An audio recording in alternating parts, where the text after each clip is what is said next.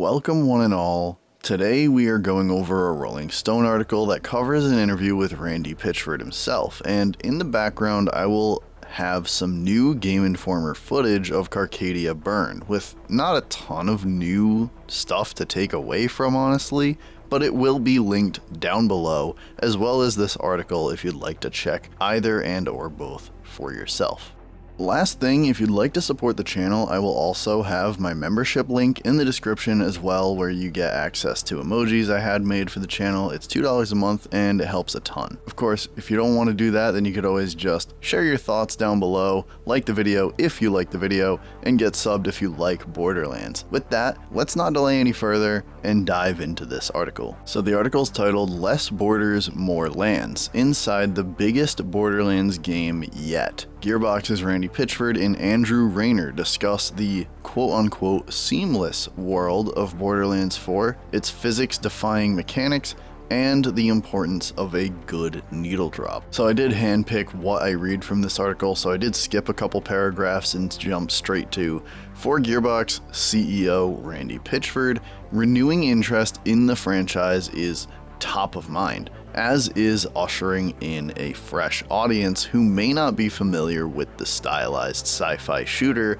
that blew up in the early 2010s. Pitchford tells Rolling Stone the goal with Borderlands 4 was to, quote, take care of the people that have been with us, but also bring new people in. Okay, so I want to stop there and say I like the order in which he said this, ensuring the core fans getting served first and new fans come after, because a lot of times, core fans hype up to launch will bring in new players to the franchise. I never really had doubt in this though, as Gearbox never made me, as a Borderlands fan, feel alienated from how the core game plays. However, this reads here, we saw, for example, between Borderlands 2 and 3, that about a third of the people that played Borderlands 3 were new to the franchise.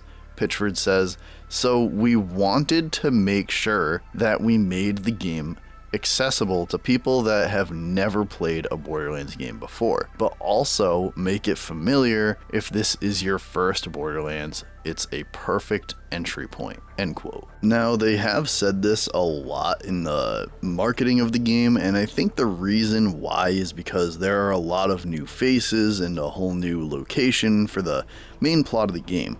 I also think even though there is a continuing underlying plot for the Seventh Siren and some other things, I think the story's focus will be with the Timekeeper and the fight for freedom on Kairos. Borderlands always has these interesting subplots that you mainly learn about through echoes and writings and such. I don't think Borderlands 4 will be any different. Moving forward, we have, quote, the thing we most wanted to explore was to free ourselves. Pitchford says, look, Borderlands is already batshit. Why do we care about the laws of physics? We're a video game, you know? What if we just freed ourselves and found the most fun way to maneuver around?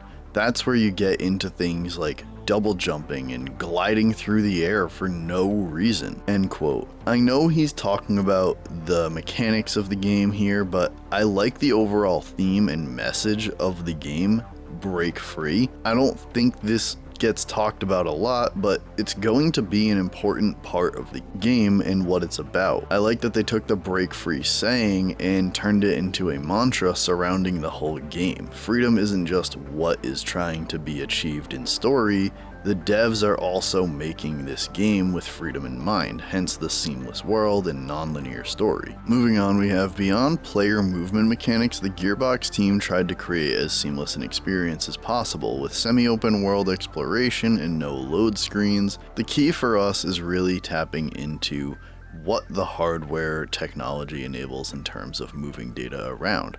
We're able to move massive chunks in very high speed from these new storage pieces that we have on these consoles and on PCs into memory that is accessible by the CPU, Pitchford explains. That's all technical bullshit. I'm trying to be as simple as possible describing it, but what it comes down to is seamlessness, he adds. So now, as artists, we don't have to engineer these spots where we have to make it narrow and go to a choke point. Now, We can just have the world be wide and open and free. Okay, so I know this probably isn't the most interesting to some, but I just love hearing how devs make things work for their games, and understanding how development works is interesting to me. I like that they talk about this because it is new tech for them to be working on, making a seamless world rather than separated chunks of map with loading screens in between. So I do wonder how that learning curve went for them, and I am interested, now that the game has gone gold, I'm interested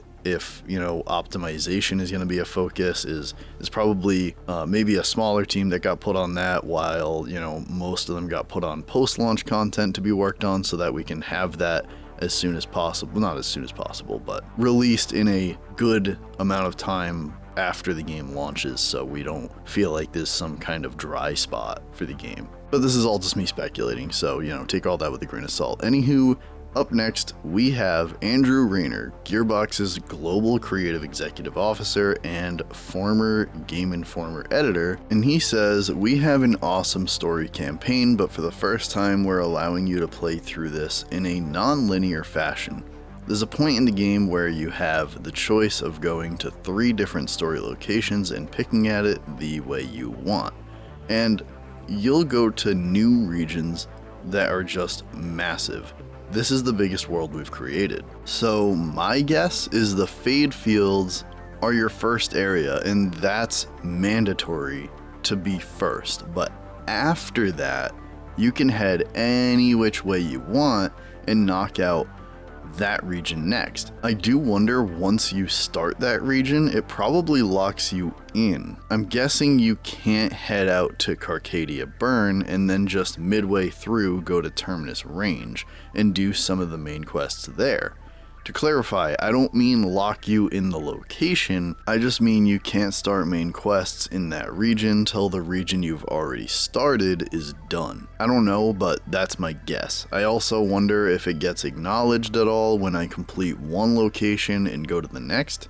I mean, if I do everything in Carcadia Burn, will they say something like, "I heard you took down so-and-so," when you arrive in Terminus Range? And same for vice versa, because they might feel connected in the sense you can go from one to the next by driving with no loading screens, but will they feel connected through story as well? Or will they have kinda a janky disconnect feeling in the dialogue with no acknowledgement? I'm interested to see if they can pull that off. Okay, from here on there's going to be a lot of reading. I have like 4 paragraphs to read, but it's a really interesting story, at least I thought. Music has been essential to the series' experience, both in-game and the marketing. In the latest iteration, Gearbox worked on audio technology that allowed the score to dynamically adapt to the real-time action, and Pitchford emphasizes the importance of finding new artists for the game's trailers and intros. Years ago, while listening to a radio show that played demos from unsigned artists, Pitchford came upon the artist that would ultimately bookend the first Borderlands game, released in 2009.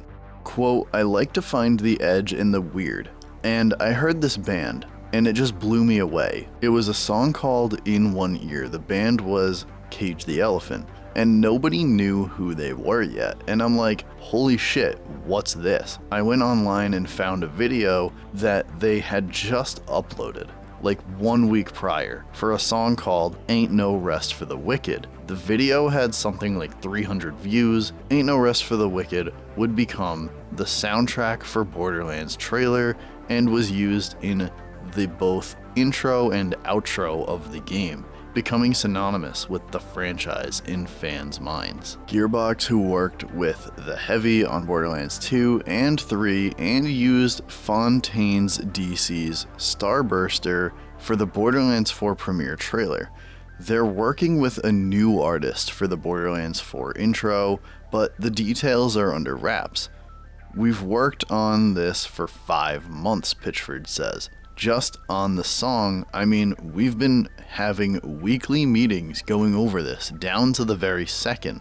We should have put pencils down weeks ago, but I'm still tweaking it. I think this is such a cool story, and I love the emphasis on music for Borderlands at the end here. I think the music as a whole is something that gets slept on sometimes when it comes to what it can mean for video games.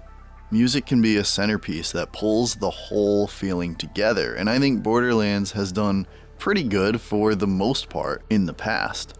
I didn't quite agree with the song during the credits of Borderlands 3, and I thought while Wonderland's music wasn't bad, it wasn't capturing enough of each location. However, Borderlands 3 soundtrack, in gameplay, and all of Borderlands 1, 2, and pre-sequel have incredible and memorable music. I was watching this Game Informer video with a friend, and I said to him, I wish I could just hear the music that's playing right now. Borderlands 4 has me so excited, and I can't wait to just be in that world. There is still so much we don't know about, and to be honest, as someone that covers the game, I'm okay with that. I like that I still wonder about some stuff like the music. I know I'm going to be quaking with excitement when the day this game drops, and I can't wait to experience it all and discuss it here with you guys.